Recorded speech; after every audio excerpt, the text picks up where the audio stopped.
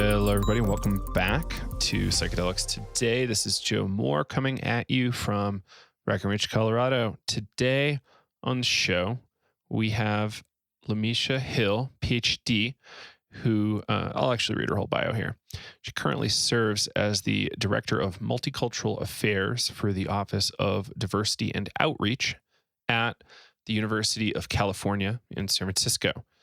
In this role, she oversees the programmatic functions of the Multicultural Resource Center, which focuses on celebrating diversity, social justice initiatives, and mentorship for historically underrepresented learners.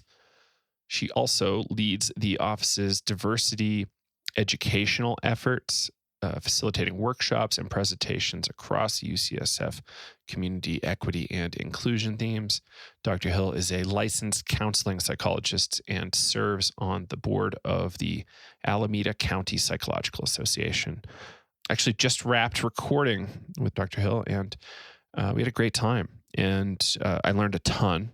This is certainly not going to be your standard Psychedelics Today podcast. We dig really deep on stuff that might not immediately seem like psychedelic topics, but I assure you they are. This is a really important conversation, and I urge you to just listen carefully and, at the very least, entertain what we discuss here. We're in the middle of a really big crisis. We're deep down this climate change rabbit hole. And we're also, living in really tough times for a lot of folks. I'm not talking about America. I'm talking about, places like Haiti and places that are doing worse than Haiti's doing. It's really ugly at times how severely hurt up folks are on the planet. And with climate change, it's only going to be happening with greater severity more regularly. So I think it's a great episode. I'm really thankful that Dr. Hill joined me and was willing to come on. Dr. Hill was in this 50-person MAPS training that Kwasi Adjusi was at last year. And just really excited that Kwasi linked us up. So thank you, Kwasi. Really appreciate you doing that. And thank you, Dr. Hill. And I think that's it for the intro. So I hope you all enjoy, and we'll see you on the other side. Hello, everybody. Welcome back to Psychedelics Today. I am here with LaMisha Hill, PhD psychologist at the University of California, San Francisco. Thanks for joining us. Thank you for having me, Joe. Very excited to have you here. Kwasi linked us up recently, and yeah, I'm just excited. As we kind of discussed, you're somewhat new to the scene, but you got to take some pretty substantial MAPS training recently. Yeah. Can you tell us a little bit about what that training was?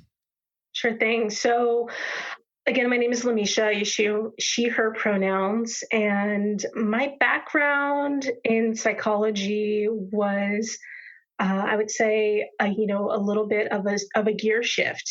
I started out after I finished my postdoc in the clinical work, moving into the landscape of diversity, equity, inclusion, and belonging. And so my professional work is really in that landscape, supporting historically underrepresented learners, doing a lot of education, teaching, and facilitation. And I have a wonderful colleague, Dr. Melody Hayes, who came to me and said, hey, I think you'd really be interested in this work around psychedelics. And little did I know that UCSF had a clinical study that was happening, in our campus with some of our researchers. And we submitted an application to participate in the Practitioners of Color training that MAPS hosted in Kentucky last summer. So myself and about 50 other amazing clinicians across the country got together and really went through that training, but also, I think, brought our own lens as providers and of healers. And before I go in too far, I want to honor and recognize from a place of healing and just holding space and giving recognition to not only the ancestors, but all of the indigenous communities around the world who have really held in place the work of plant medicine, have maintained the ceremony, and have maintained the tie to Native and indigenous roots. So I just want to give recognition and honor to them. Absolutely. Yeah. All around the world. So much So much strength and amazing amount of courage worldwide. So did you want me to say more about the Well, training in particular? let's maybe jump into your background. So you're a psychologist, particularly a counseling psychologist. So yeah, how did you get interested in that kind of program?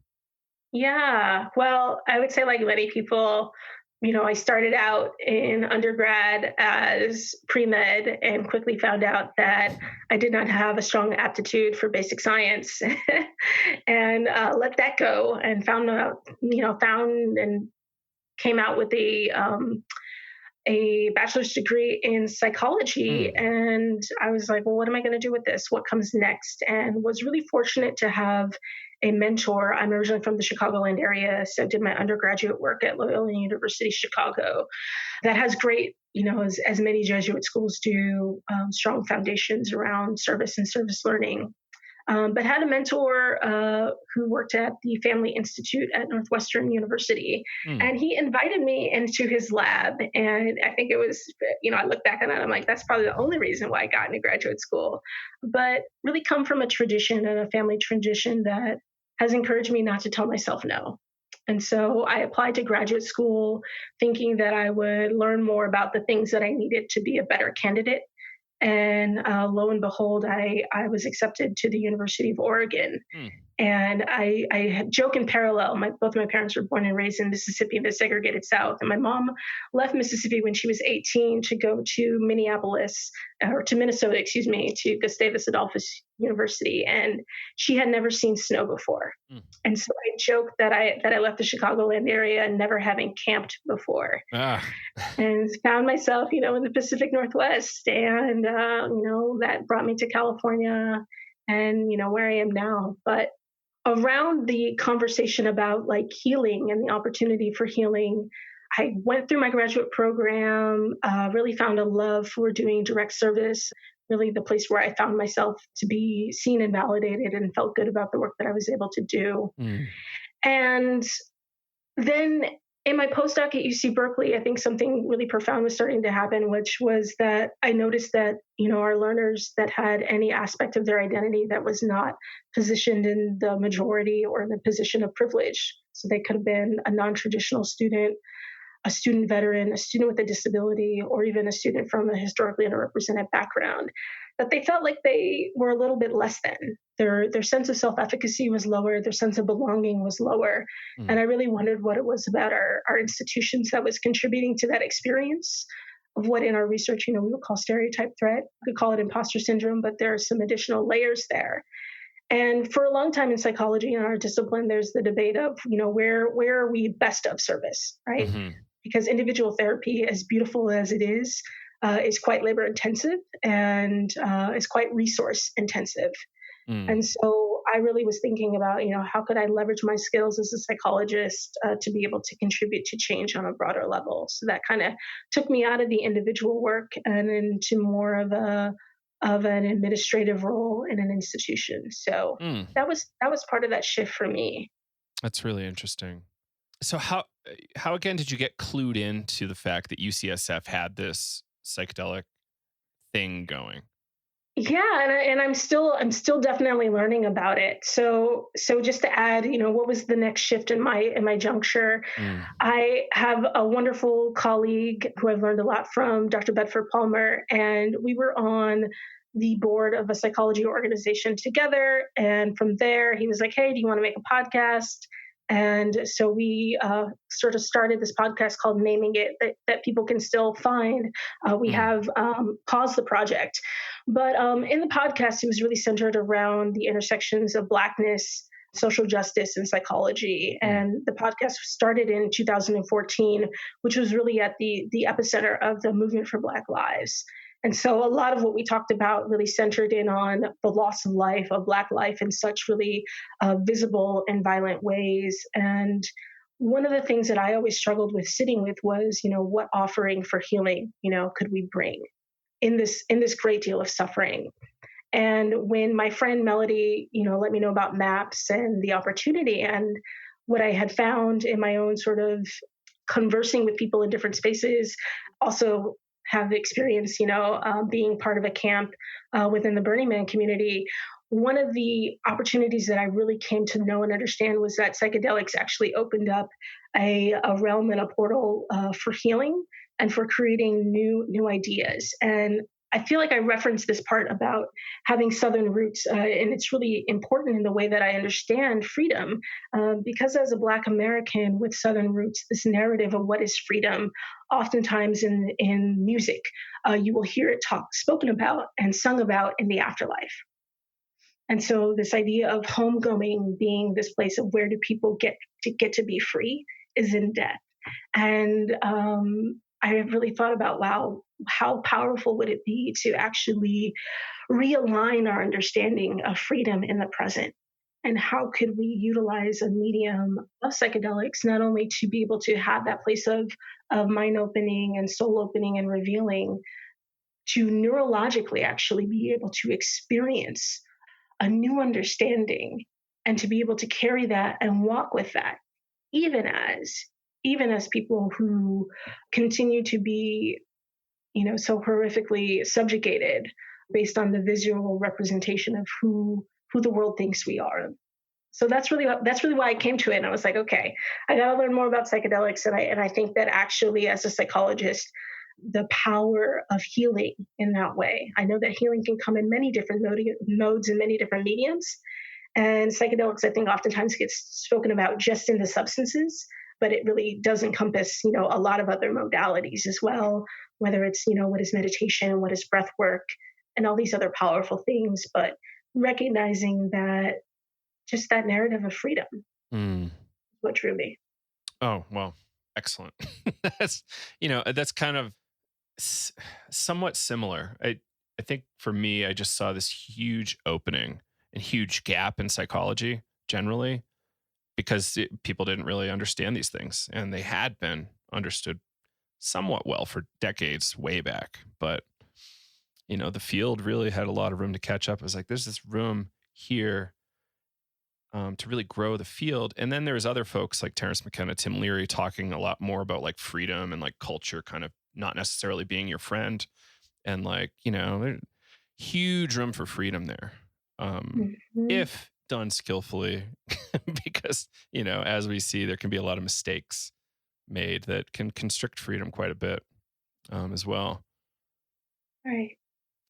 And now with this thing in Kentucky, the MAPS training, did you get like a special invite, or did you have to apply, or how did that go for you? Yeah, we applied as a partnership, and a lot of other folks applied, whether as individuals or connections that they might have had in their home communities to their clinical work and service. So some people showed up in teams, and some people showed up as individuals. It was at Kentucky that I actually met a few of our folks who are connected to UCSF in different capacities that either there's a MAP study, there's also a psilocybin study, and there's some other folks that are tied to this work that are interested in the intersections with other vulnerable populations, LGBT community, and other intersecting identities. Yeah.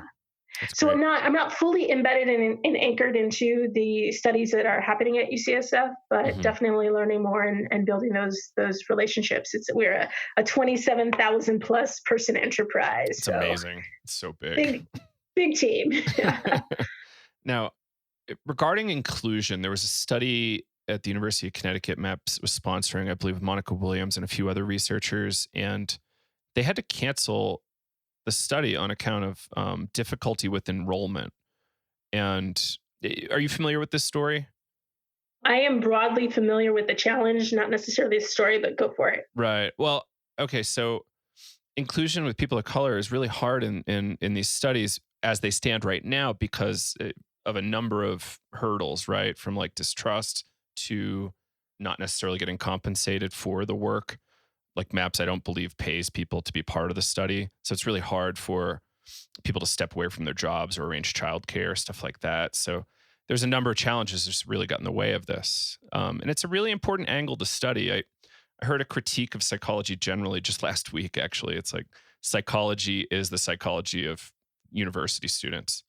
And I thought that was really clever because, largely most of the studies are done with college students and we try to generalize to everybody. And right? doesn't necessarily seem appropriate. So that's kind of my kind of quick story on the Monica Williams project. I really wish she was able to get enough enrollment, and I hope groups try to do this research sooner than later so we know. Yeah, yeah, I appreciate Dr. Williams and her efforts at Kentucky. I believe that she is now doing other amazing things in another space. But I feel like you mentioned some really important themes there, Joe, which Mm, is about not only research participants, but I think how we structure opportunities from a research end, but also from a training perspective as well. And I think the conversation that I was really excited to have with you, because this is where like my lens as sort of, someone who is in the landscape of DEI and as a DEI expert, I get to see these dynamics replicated across so many different industries and so many different spaces, right? mm, And what happens in essence is that we, in some part, and I'm going to use the analogy of like planting seeds and growing trees, but we plant seeds in soil that is fundamentally rooted in white supremacy culture and rooted in oppression and is fundamentally inequitable. And then we give life to a tree and it bends in a certain way. And maybe some of it's growing, and then we're like, well, how come the trees and these limbs and these branches aren't being fruitful, right? What's happening over here? And we look at it and we wonder why, right? That we see disparities, that we see differences in the folks that are in the community, right? So maybe this tree is supposed to come out being, quite colorful and quite full of blossoms, and it tends to be a little homogenous looking, right? And we wonder why. And there are so many things that have to do with the soil and with how we do the planting. That is actually, then we look at the tree and we wonder why it looks the way it does, right? And then we kind of blame it on the tree and say, well, this tree, what's wrong with this tree? But really, we have to go back to kind of open up the metaphor, we have to go back to the foundations in which we put things in, the structures in which we design our interventions, mm, and the ways in which we operationalize forms of oppression and disparities and perpetuate that in our structures and in our systems that will actually bring about the results, right, that we see. So when we see a lack of engagement of participants of any number of different identities, the question is not so much where can we go find the participants? mm. It's how do we structure the study in such a way that actually is centered on those individuals, right? And so, and the same thing goes with the trainees and or the providers and the researchers, right? Being homogenous. The same thing goes to the ways in which we talk about and write about it, right? Mm. I would say the same thing extends to broadly, and this is the opportunity I think in psychedelics, is that it is uh, as people have made contributions over time, even if they come from, and I'm going to use the word majority culture in our Western American context, we would say that is white identified or has a proximity to whiteness. I know that the work of psychedelics is very international, it's very global, but who has proximity to those voices, whose voices gets amplified, and what are actually the historical and indigenous narratives that get left out? So while those contributions are valid and true, I think the way that they are discussed and sort of highlighted and elevated actually does so in a way that it kind of erases, right, the history, the ancestry, the legacy of the indigenous communities and other folks. And it actually will contribute to then who sees themselves in that work and who thinks that psychedelics is either an opportunity for their professional work and for their own individual healing. Mm. So Yeah, I know that's I just super said a interesting. lot. So we can start unpacking that. Yeah, let's unpack that. Mm, I'm feeling most urgently the need to discuss the historical stuff. So like there's tons of unknown and like barely known stuff about the history of psychedelic use, right? Like the the timeline for ayahuasca use just got bumped back possibly thousands of years. We think Egyptians were using psychoactive, if not psychedelic plants quite regularly. The peyote culture has been around for quite a long time, and there's Mhm. multiple different types of use for that. including Native American church, which is super different from traditional use, Hmm. which is super important to know. And the mushroom use in Mexico in particular has a very long history, but I don't really know that we know too much about it, So it's really hard, right? Like so like hearing me say that, like I'm recognizing that there's lots of use historically. Like what might I be missing, I guess? Yeah, I think, and the place that I enter it from Hmm. is actually me showing up in this time and saying, Yeah. okay, this sort of current 21st century narrative of the science and of the extraction of these substances in lab settings and other things, that's true, right? Hmm. But we also can't be ahistorical, Right. right? And so I guess when you ask me what do you think I'm missing, I would just say I think that, and this is what we took away from our maps in our maps community. One of the most important things that we walked away from, very simply, was spirit first, and Mm, that came from the energy and the wisdom and the teachings of some of the indigenous elders in that group mm, that came from Native culture and from other individuals that brought that culture. And actually, we had to go through this whole process where we took the altar from off the side of the room and had to actually anchor it into the center of the room. We moved into a circle as a community, and that was the way that we were able to move forward in the weekend and do some repair and really really connect and deepen our work collectively.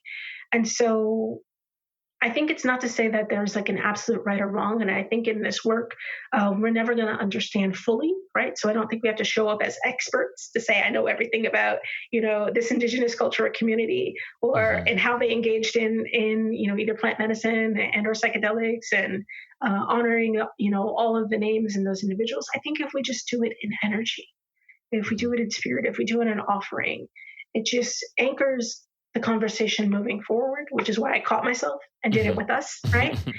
hmm So it anchors us in a different way. And I think it allows, right? And in that most powerful portal, it invites for that energy to be in the space. mm, hmm And so now we've done that, right? And there's probably more formal ways that we could do that. And that I am almost like wondering, like, who could we invite next to really actually teach us how to do that? How do we start our dialogues? How mm, do we, and many spaces, right? This is the importance of, if you've ever been in a space and they do land recognition as the first kind of precursor, it is to start with that spiritual energy, to give offering and to give recognition out of respect. And from there, right, it's sort of it's not only indigenous, it is not only cultural, it is also about the process. hmm hmm Totally. So the line that rhymes kind of with our messaging quite a bit is like, let's understand history. Let's not be ahistorical. Like, Mm. it's not all MRI machines. It's like there's been a lot that's been done, and you're kind of missing out. Like, not even just respecting the culture, but you yourself are missing out by not understanding it. There's so much richness in these stories and traditions. And secondly, I was kind of struck by how you said that, like, kind of respecting, not necessarily respecting, but calling in the spirit, like spirit first. Like, I was reflecting on kind of the traditions I'm a part of, in particular, kind of Stan Groff's holotropic breathwork world. A core part of that world is telling stories and telling of like the origin point and all of the different connections that were made before this technique kind of came out.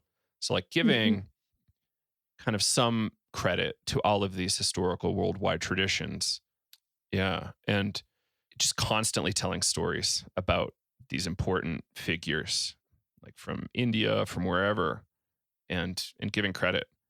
And I think there's something there. And teaching people how to do that is a little difficult because it Yeah. looks like witchcraft.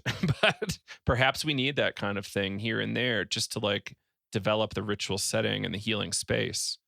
I don't know to Right. what degree we should do that, or maybe it depends on the individual. Yeah. So let's rewind Sure. just briefly because I think that what you said is really interesting, and I think it's worth unpacking a little bit. You said it Mhm. looks like witchcraft, and I would say that and I know that I've been a practitioner, I'm gonna so I take that. get I'm gonna it. take that in a nuanced way. Right. I'm not gonna Mhm. take that in a bad way. But the I was on another call the other day, and people were really talking about how, particularly white identified communities across the world, whether it's European and or American communities, have really been set apart from nature and Mhm. set apart from those traditions that were rooted in nature. Right.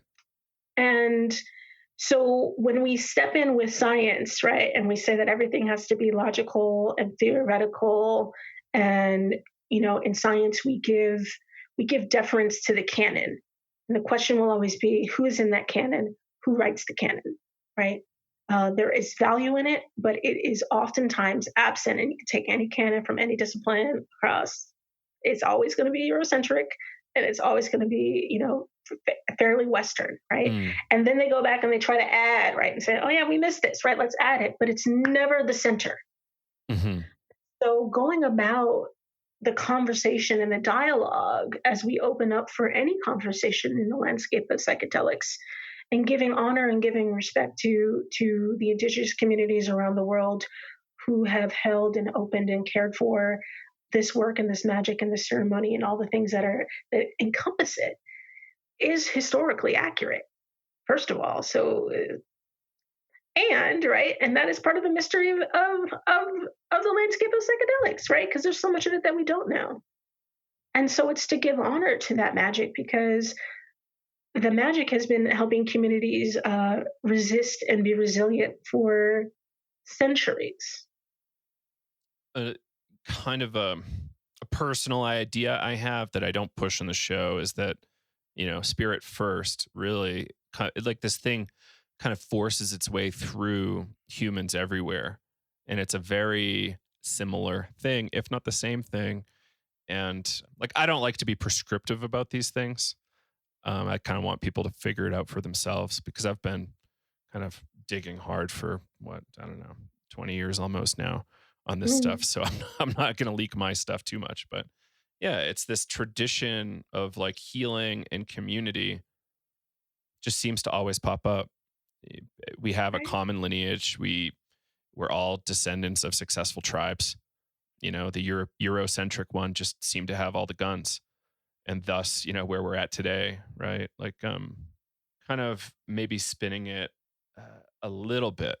So this is a perhaps a dangerous question. I don't know. Like I've talked about it on the show a lot, but like a lot of the origin of kind of Western oppression worldwide and kind of like essentially kind of erasing of history started uh, I don't know how connected you are with the Jesuit church, but or the Jesuit group of the Catholic Church, but they were part Yeah, they of this did a whole lot of colonizing. a whole lot of murder of religious leaders, a whole lot of burning of books, so that there was not really competition for the Catholic Church in their colonization. Like it by taking away the religion essentially and their indigenous connection to spirit, their pre-existing connection to spirit, they were much easier to control and colonize. And this is something that I bring up quite a bit. It's really ugly.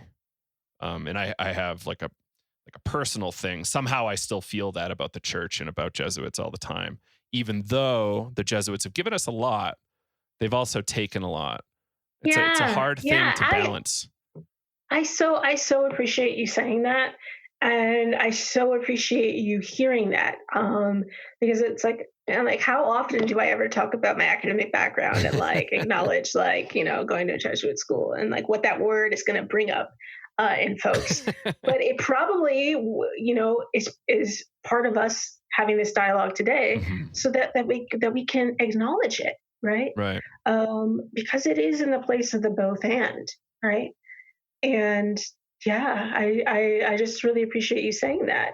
And I think it gives us the opportunity to examine a little bit more closely, right? Hmm. These systems and these structures of oppression, right? Because if we don't get to say it, then they just get to go on through history and be the bearers of educational institutions and not own their stuff, right? Hmm. People got to own their stuff. Right.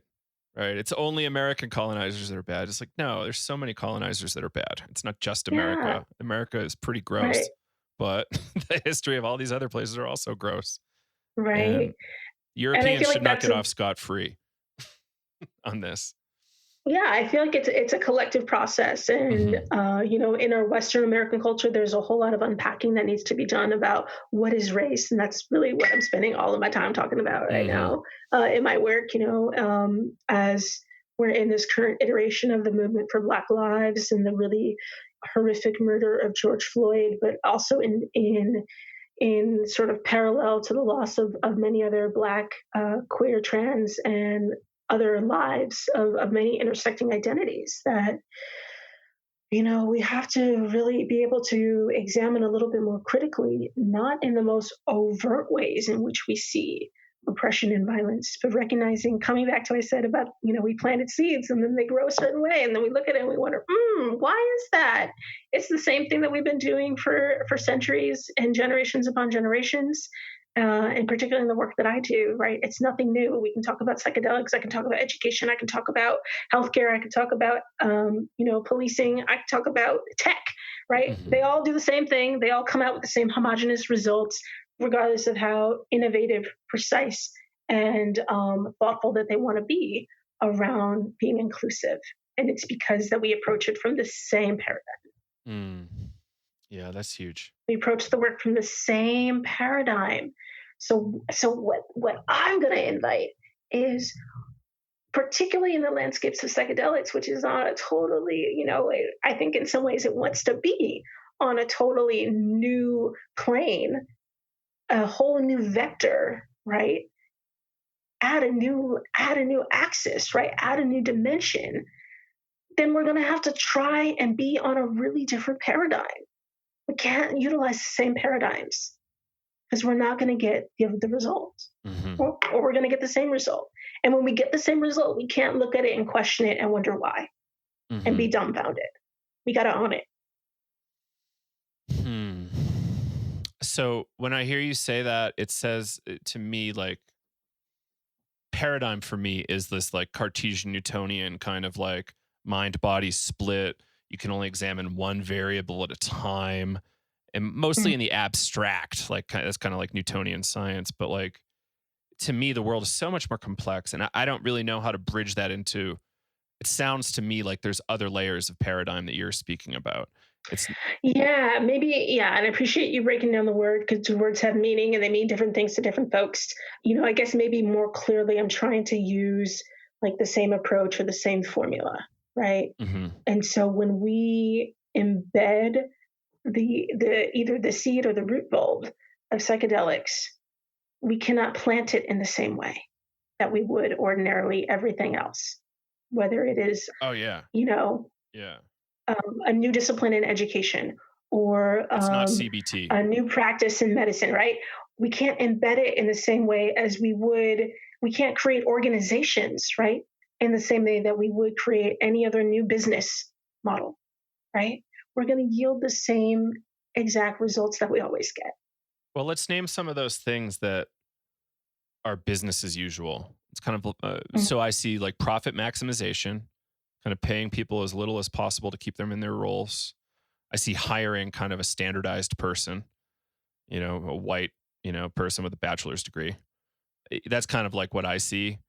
Or, less like if someone can work for $8 an hour, let's do that, like is that kind of what you're saying, or is it kind of different than that regarding business? Yeah, let's get a little bit more specific. So, Sure. and I think we can examine some things that you've already mentioned. You've talked about the landscape of how it looks research wise. We've talked about, who gets to participate in these studies. I think one of the biggest opportunities is actually to think a lot more expansively about how we define trauma, right? And so that the research being around PTSD is actually now being reinforced. And that's true, right? But we got to be in the both end. Because when we say trauma and we say PTSD, we go to a binary. And the binary is typically in our Western American culture, it is sexual violence. And who are the victims of sexual violence? What images do we conjure up that are very homogenous, absent of women of color, and absent of people across the gender spectrum, right? And then when we talk about PTSD and combat veterans, that is also, it conjures up a very specific image of who are those folks. And so it's to say that is true, but we are actually creating one very, very, very narrow view of something that could so powerfully be so inclusive. Right. And so I guess what I'm trying to say, like, let's shift that paradigm, right? It's an opportunity to call into question all of it, right? All of these assumptions. From what are we researching to who's included in that research to who do we see as being practitioners to whose voices are going to be elevated in this work to who, as we see people come into, right? And you've probably, Joe, you've got like one of the best lenses, right? 20 years in the game, right? Who's coming to the fold?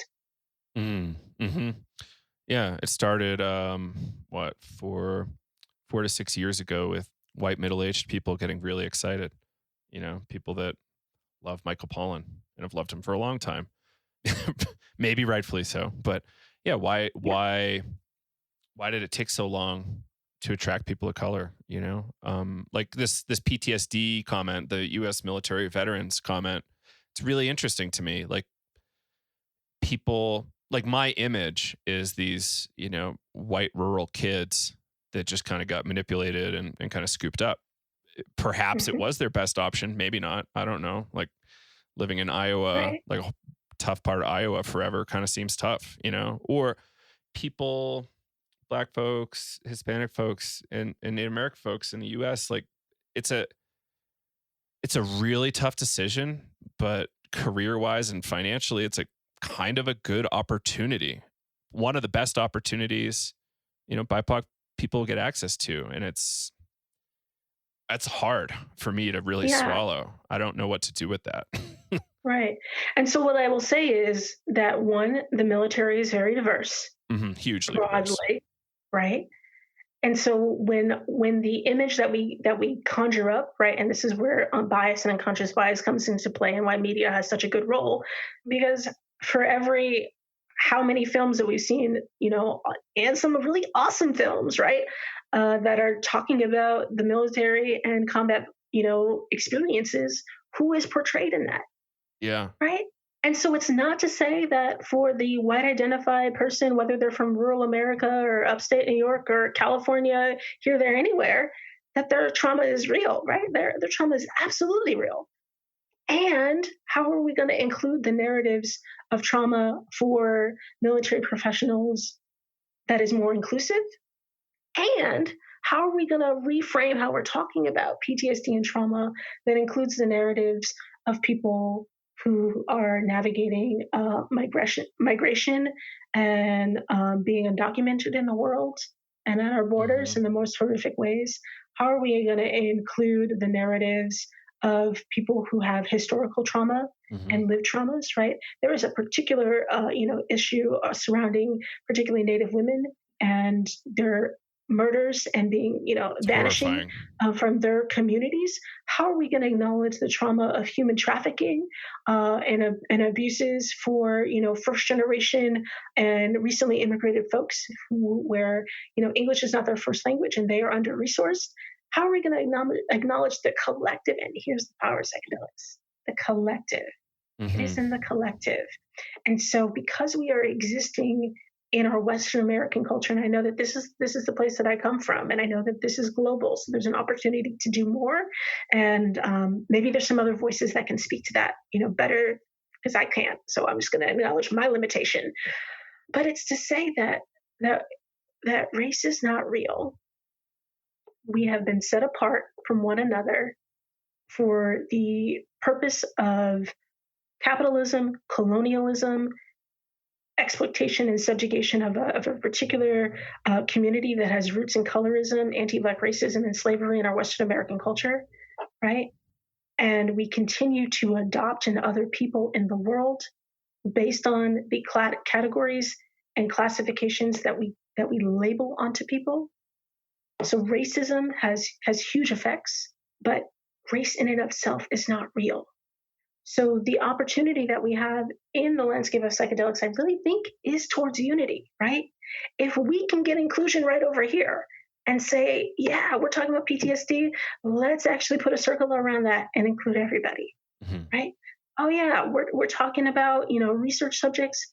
Let's actually engage in some targeted universalism where we start with the people who are most marginalized and then come to, right, other communities, right?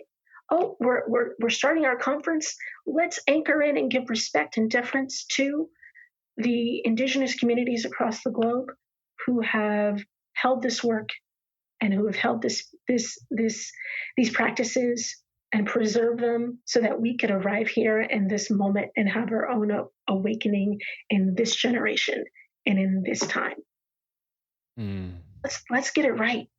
It's a chance to get it right. I see it as a full opportunity. Right. Absolutely. Yeah, it's like, for me, a great place to start is abstracting and realizing it's one species existing on a finite ball flying through space at a high speed. And, the fact that we don't start with that is kind of a little crazy to me at times. It's like, well, we've got a limited amount of space, a limited amount of time here. Let's kind of, start with that and see what we want to do. And I don't think what we want to do is be shitty to each other. I think we want to include, and we should want to. So here's a critique that's been happening often, pointed at MAPS. MAPS is doing MDMA work.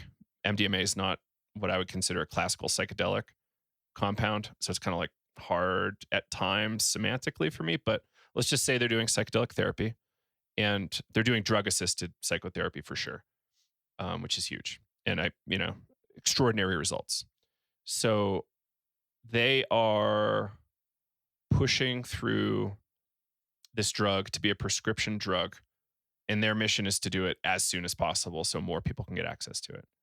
They are doing, I think, the best they can to do it quickly. And they are not necessarily being inclusive, like we kind of talked about before with the study that Monica had to kind of bail on. It was a MAP sponsored study, so I don't necessarily think it was Monica's decision. I think it was probably MAPS' decision, but that's for them to share.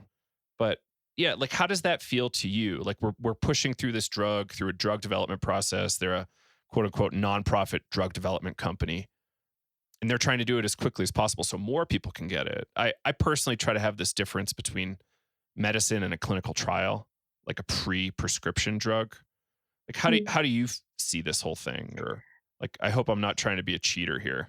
Yeah, I know you're not, and I'm probably not going to answer your question. Okay, no problem. And there's for two reasons for that. Like, one, I think it's bigger than MAPS. Totally. And two, I don't know enough about MAPS to talk about it like that. So, I was going to be real about like what it is I know, what my limitations are. But I would say that, in this process of like trying to go to market, right? And do that. There's one part an urgency, there's one part an opportunity. I feel like we can do the both and, right? I think that there is utility in creating more understanding about why this span of, and I hear you on saying like, what is drug assisted and what is a psychedelic and what is classified and what is, right, scientifically reduced in a lab, and does that count? Like, I can't get with you on those dialogues. I'm sure there's some technical pharmacologists out there that would be exceptional at that. I think if I come to the highest place, which is healing, right? I come to the highest place, whether it's a psilocybin study or an MDMA study, or I think that people are now trying to study, is it ibogaine or the derivative? Have Right. you There's built a that? few for-profit companies, I think, digging in on that. I hope a Yeah. nonprofit gets its hands on it first, but we'll see. Yeah. I think I don't think that I was talking to one of my mentors in this work, and I feel like the message that she gave me that I walked away with was, in essence, that there will always be folks that have their roots in capitalism and that are coming from a certain vantage point. And this is Dr. Jennifer Mitchell, and Hmm. what the thing that she said is right is, in essence, that if there are options and if there are people that are showing up doing the work from a place of integrity, from a place of inclusion, from a place of healing, then hopefully the individuals will be able to have choice, right? And who they engage with and who they partner with in that work. And so that's also part of the enterprise and of that sort of like free and open system. Hmm. So I hope that there is enough people, and I guess that I'm like, what is my voice and what am I trying to offer? I'm here with you today, Joe. Out here in the radio waves and in the ether, trying to remind people that if you didn't think about your neighbor, if you showed up from a place of I and you didn't come from a place of we, try again. It's not too late. Mm. Hmm. If you showed up and your website or your narrative around whatever you're doing in the landscapes of psychedelics doesn't include honor and recognition for indigenous communities around the world, rewrite it. If you have the ability and the power to actually say, hey, we're engaging in these studies and we did it in the way that studies are always done. And maybe we can actually reframe who we're centering in this work. Hmm. Try again, right? Hmm. If you give a talk or a TED talk or go on the next podcast and you're talking about your particular jam that you love and that's the thing that you do, but you didn't give honor and recognition, try again. Mm. That's all. Because in doing so, other people are going to be able to hear themselves. It's like a drum, it's like a call. And so you have to thump it and let them know that they are invited, they are welcomed. And we have to be intentional about being inclusive because it all goes together, right? Mm. So we can't say we invite you, but then we're going to, not give you a seat at the table. So there are some other elements, but I just think that, from a fundamental place, people are trying to do the work that they're doing. They've been doing it for a number of years, but I don't think that it's a lost cause to pivot and Hmm. pivot towards equity. Yeah, absolutely. It's such a big and complicated thing to get our hands around and really get super specific with, right? Like back to my maps thing. Like I tend to think they're doing okay. It's a clinical trial. It's just to get the drug to the market. And then anybody if insurance recognizes it, then many hundreds of thousands of people will have access if the insurance does. I don't have insurance so I wouldn't get access to it, but maybe. But it's a tough deal and they might have it as soon as 2022. That said, I don't think research should stop. I think we need to keep doing research and hit a lot of angles. Like there's no one answer. Like there's a infinitude of perspectives here that we need to include or at least leave the possibility open for, you know, many of your assumptions Yeah. being wrong because you're not including the other stuff. Kind of a William James approach. Your picture of the world is not complete if it doesn't include all of the possible information sets or perspectives or you invent a new type of gamma ray inspector and that wasn't part of your model and it's showing some anomalous stuff. You have to expand your model. That's what to me what transpersonal psychology does. In a lot of Mm, ways it's showing that standard kind of Cartesian Newtonian kind of run of the mill psychology today doesn't have a complete picture. yeah. And we will never have a complete picture. It's just recognizing that we want to do better. Maybe that's a like constantly improve and iterate in kind of the software world kind of Right. phrasing, iteration. Right. Right. And in recognizing that we need to do better, I think there is an opportunity to just like see where we are and see where we are clearly. Hmm. from a place of inclusion, because sometimes people ignore it along the way. And and if you do for a certain reason, I would say that trying to bend that tree back towards, a light where the other branches can receive those that sun and grow and flourish is going to take some very intentional scaffolding and very important and intentional support structures. And so, yeah, I think about any organization to say, like, hey, here we are at the end, and here's an opportunity to do it again. I think there's a way to restructure some of that work, right? Totally. So if we get to the end, and now we have profit, and we have funding, and we have some insurance, and we have some non-insurance, how do we subsidize, and how do we shift that model around? Right. How do Absolutely. we prioritize, the needs of folks that have been left at the margins? That's really the spirit of targeted universalism, right? When we fundamentally address the needs of our most marginalized community members, and this comes from Professor John A. Powell at the Haas Institute for a Fair and Inclusive Society at UC Berkeley. Professor Powell, gives examples for targeted universalism really around accessibility and the Americans with Disabilities Act, and the implementation of curb cuts in our built environment. And to say, like, we could make this argument to say, well, how many, let's go to the numbers. How many people have a physical disability? How many people, move through the world who are visually impaired and use either some form of guide, whether that is, a physical aid or a service animal or some other thing. And let's tell how many people, let's tally it up, and then determine where we're actually going to put these structures to be Hmm. more resource efficient, right? No, that's not what happened, right? The best practice was, let's actually make our built environments accessible. And in reality, everybody benefits. Right. Yeah.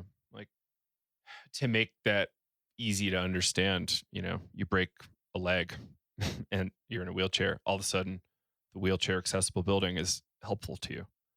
Hmm. Everybody benefits, not just in those kind of scenarios, but by having more people there. Like, one of my lines I learned in my permaculture education was something along the lines of diversity equals intelligence. Like, we need a lot of perspectives and a lot of diversity at the table to solve these most pressing issues we have of Yeah. survival on this seemingly doomed planet. Like, we need a lot of people to come to the table, Yeah. and it's really scary and really daunting. I'm really excited about the energy right now. I'm kind of excited about what happened with the Extinction Rebellion stuff. Like, hey, like, everybody's going to die in like 50 years. We need to Get it do this together. right now. Like, right now. And they're willing to break the law, press edges. They're talking about psychedelics here and there. And I'm feeling a little bit of that energy in this iteration of BLM and a lot of Hmm. other, movements that are going on. And I have to say I like it. Like, Occupy didn't necessarily feel this desperate to me. Hmm. And I'm really, I hate to say desperate as the word, but I many, feel it's many just, billions of lives are at stake. yeah, yeah, absolutely. The urgency, Urgency is probably the better word. super, super powerful, super, super high. The engagement that we see, and I think that that's when we see it the best, right? When we Mhm. don't see it based on people's assumptions or sort of placement into different categories that we have done. We actually see people showing up in collective, because when our collective consciousness shifts, that's when we're going to see the change, right? I feel like we are stuck on, I talk about life like being a spiral staircase, and we move around the same level. Think about this in your own life, right? Think about a lesson that it took you a while to learn. You bumped your head against the wall, you bumped your head against the wall, you bumped your head against the wall. I feel like you're thinking, Joe, you're over there thinking, right? So think about that moment. And when you finally had the insight and you could apply something new, you got off the level. And it doesn't mean that you won't come across the same situation again, but you're going to be able to tackle it with that new insight, right? And I feel like as a global community, and particularly in our Western American culture, we are stuck on this racialized level. Which is foolish. We are stuck here. And we've been here, most who knows how long, right? Some people would argue, like, in our Western American culture, 400 years. But, if we just don't even want to get that historical, right? We've been here for 60 years. Let's say the assassination of MLK, right? Yeah. Yeah. Mm-hmm. 68. We've been here for 50 plus years, stuck on the same level. What kind of nonsense is that? Mm-hmm. Where people continue to see themselves set apart from one another based on the color of their skin, based on this social construct of race and gender, based on the level of classism, right? And that's something we don't talk about in America a lot. Classism. Mm-hmm. Who is othered? Who is worthwhile? Who is worthy? Who is not? And when those things intersect most powerfully, then we dehumanize people and we see them as being less than and not worthwhile. Right. And we see that in the psychedelic world, especially in America, because it's this kind of like liberal left kind of, I don't know, bucket list topic, I guess. I don't know the right way to phrase that. Affinity topic. We tend to shit on everything in the South, everything in the Midwest, like shit on Florida, Texas, like all of it. And it's like, no, those are still people too, guys. There's plenty of people there that are very valuable, that are teammates in this project. Yes. And that when we invite, they can bring their gifts to the table and help us solve these problems, right? Yeah. And that goes back to what you're saying, right? We need everybody. If we're going to achieve the mission, we need everybody to put their gift on the table. How do you see the mission? Hard topic, I know, but like, let's not have starving people. Let's get people educated. Let's get medicine to people that need it. Like, what else do you see as part of this thing? Yeah, I would say that some of those fundamental, like basic human rights is part of it. But I would say that there's another piece of like when we recognize that there is a problem, because, as human beings, I feel like we're always going to like do some sort of like reverting back and forth. But when we are pulling back, like I would say part of it is people actually being like, oh yeah, hey, we're doing it again. Let's do better, right? And not let's debate and be stuck, right? This is why we're stuck in this COVID nonsense. Yeah. Right? Because we want to have a debate and we want to have an argument about people dying. Yeah. Yeah. And it's more just a yelling match as opposed to like a calm, rational, kind of maybe even heart-centered debate. Yeah. It's like, I get why they're so mad and complaining. Right. But, yeah, absolutely. People's livelihood has been destroyed. I hear that. Yeah. And as a collective, we should be able to figure out a way to offer supports and a way to reshift and pivot opportunities. Because guess what? When we're in California and other spaces, businesses are still growing. People are still getting hired. Right? So how do we turn that to, a more of a global and a national perspective for opportunity and to help shift things in a way that people have more access and more equity? But it's just a wonderful example. Like, why are we arguing about people dying from COVID? And more importantly, how do we show up and say, hey, wear your mask and we're in this together, but we can't talk about the disproportionate rates of Black identified, Latinx, and Native American folks dying? In Colorado, the Native American thing in particular is a huge topic. We've got reservations here. We're close to reservations in New Mexico and Arizona, and the rates are extraordinary. And it's horrifying. I don't even really know how to approach it, right? Like I'm so perhaps aware of my ignorance on how to relate to Native American folks that I'm just like, it kind of locked up. I saw that Oklahoma is being given half of Oklahoma is being given back to various tribal groups, which I think is amazing. And like, that's all I can do is really cheerlead that and tell stories. Like in my undergrad, I was reading stories about American Indian movement folks getting shot at by cops, just at two hands on the wheel at a stoplight next to some off-duty cops, and he's getting shot at.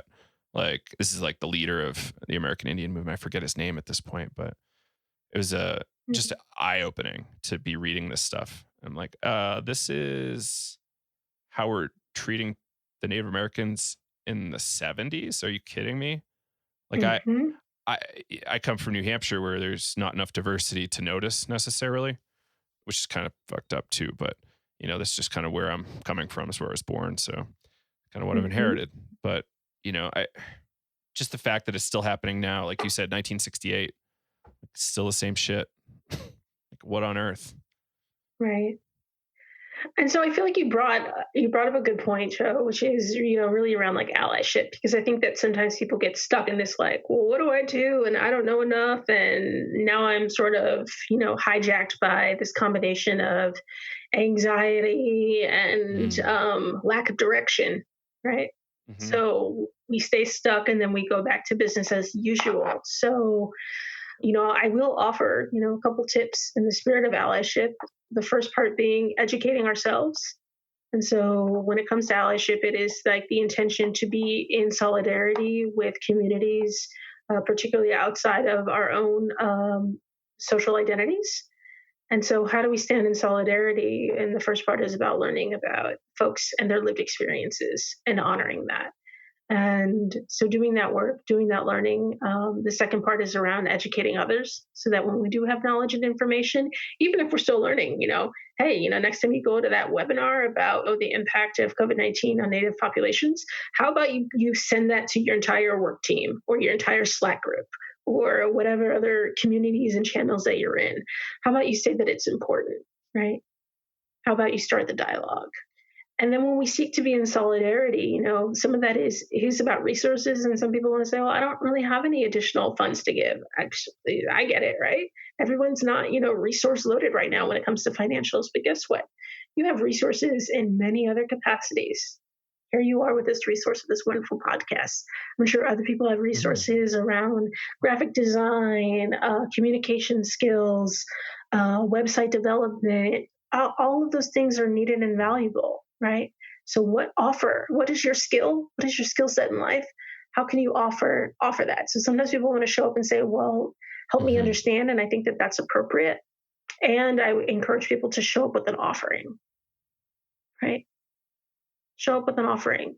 And then, another part about being in solidarity is just centering the people that we choose to be in alignment with. And so while we also, I think there's this, I'm going to always be in the both end. I'm always going to sit in the gray area because I think people have to develop their skills, develop their discourse, develop the dialogues to be able to engage in these conversations. And in the spirit of both and, right? How do we not show up Mm-hmm. either not recognizing our own lenses and places where we could actually be, mucking it up and speaking from perspectives that are traditional and maybe rooted in histories of oppression or ideologies of oppression. And so, how do we center the folks that we wish to be in community and in solidarity with? And I would say the last thing that I want to say around allyship is just that for those that might be listening who are in positions of power, so maybe you lead an organization, maybe you're a PI, maybe you're a manager or supervisor, right? Maybe you have some decision making ability. Sometimes people want to say, "Well, I'm equitable. Everybody on my team, we all show up and contribute evenly," and that's a wonderful theory, and that's a wonderful place to want to be. Mm.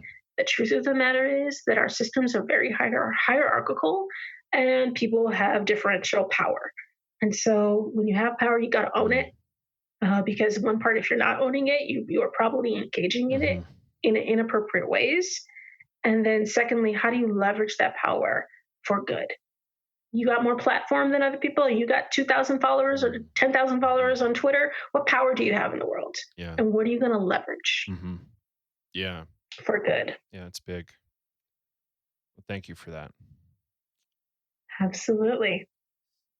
So we're 5 minutes over an hour, which isn't usually my cutoff time, but I want to let you know that. And maybe like any big hit points we want to hit before we kind of start to wrap up here. Mm, I feel like if I were, well, here, why don't we model it this Sure. way? Right. Of all the things that we have talked about, let's give a teach back on maybe the top 3 or 4 things that have, been landed, I would say, most strongly or soundly with you. Hmm. So let's remember history. Absolutely.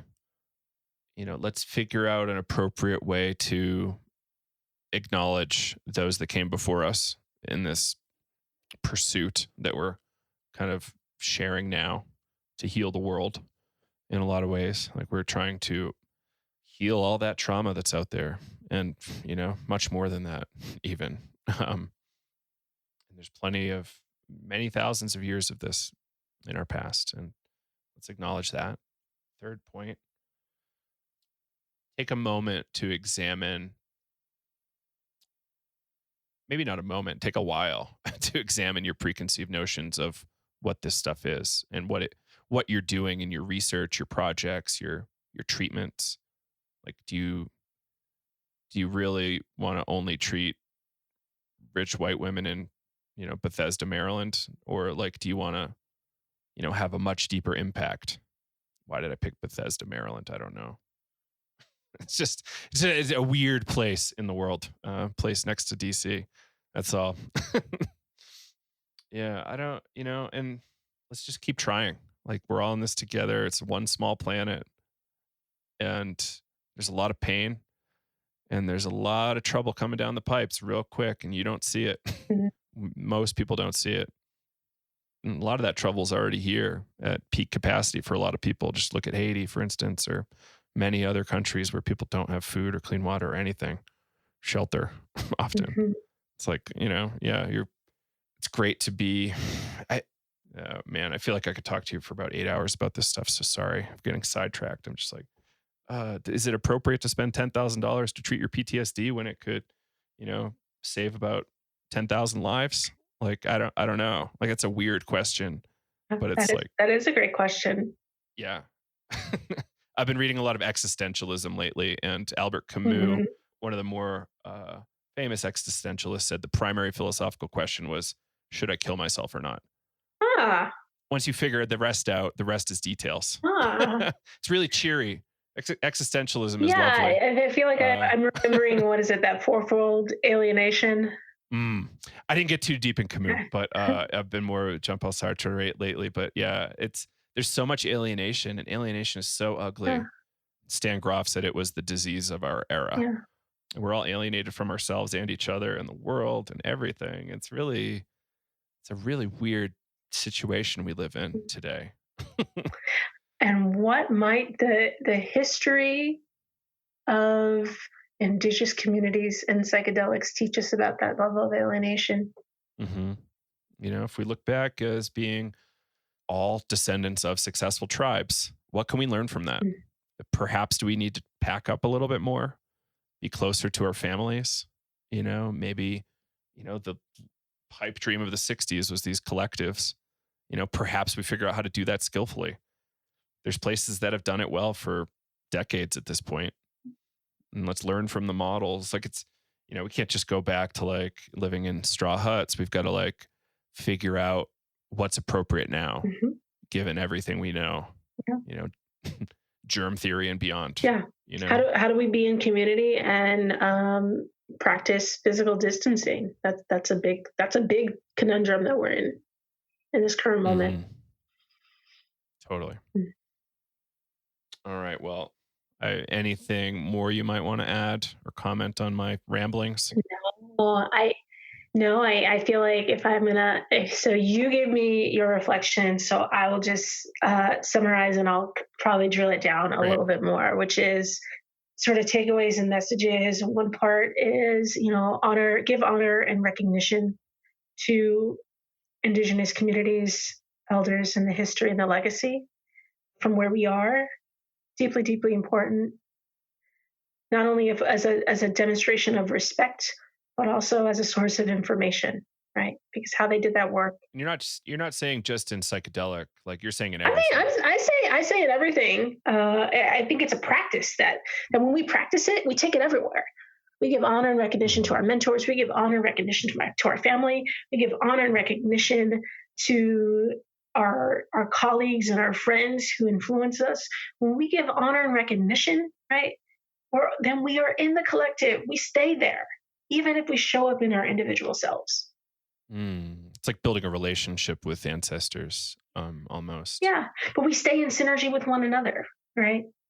There's so many people that I brought into this dialogue today. I give them honor and recognition. I give them honor.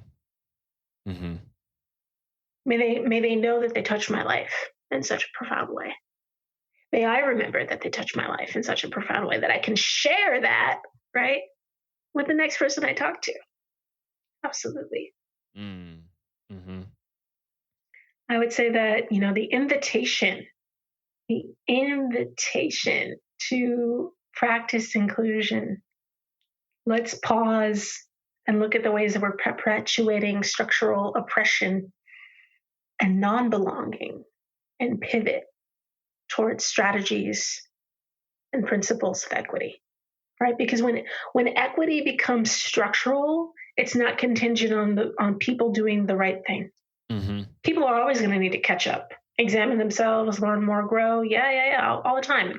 We talk about that very in a flippant way of hearts and minds, right? But people are always going to be center, right? So hearts and minds have to grow. But while they're growing, we can actually pivot policies and practices that are going to bring about equity. If we are still trying to understand and catch up as to why those things need to be embedded or in place, or what the utility of that is, or understanding the complexities or the history of the problem. So if you're getting a homogenous outcome, I would encourage you to really think about the structures and the ways in which you're going about the things that you're doing, and pivot that towards equity. Great. Well, that feels like a good place to land. Yeah, wonderful. Well, this has just been great. I really appreciate getting to connect with you. Yeah, it's been lovely. You've been so thoughtful and reflective. So having this dialogue with you has been really, really helpful. Thank you. And really appreciate your time. Do you have like a website that you want to point people to, or? I don't have, it's on my COVID project list, or my shelter in place. I was going to call it a COVID project list. Excuse me, my shelter in place project list. But you can definitely find me on Twitter at LaMisha Hill, or, hit me up, send me an email. All right. Well, I really appreciate you taking the time to come on and talk to me and share with my audience everything that you've helped us unpack. It's a complicated times and key, pivotal, very important times. So yeah, thanks again. And I hope we get to do this again. Yeah, likewise. And there you have it, Dr. LaMisha Hill. So I hope you enjoyed it. I hope you learned something. If you felt triggered, that's probably a good thing. Examine what that is. We covered a lot of ground here, and some of it was probably challenging. And I think it's important to challenge beliefs at times. Like, not everything is so simple. Not everything's so apparent, and we have to dig deep and get help sometimes. So yeah, I hope you liked it. I really appreciate Dr. Hill coming on. Thank you, Dr. Hill. And I hope we are able to connect again in the future. And best of luck in San Francisco. So thank you all for joining. I hope you all enjoyed it and learned something, and you'll tune in again next time. I think that's it. Yeah. So have a great rest of your day. Tell your friends about Psychedelics Today. If you want to, leave us a review on iTunes or your podcast app or Facebook. And thank you all. Joe Moore signing off for Psychedelics Today. Bye-bye.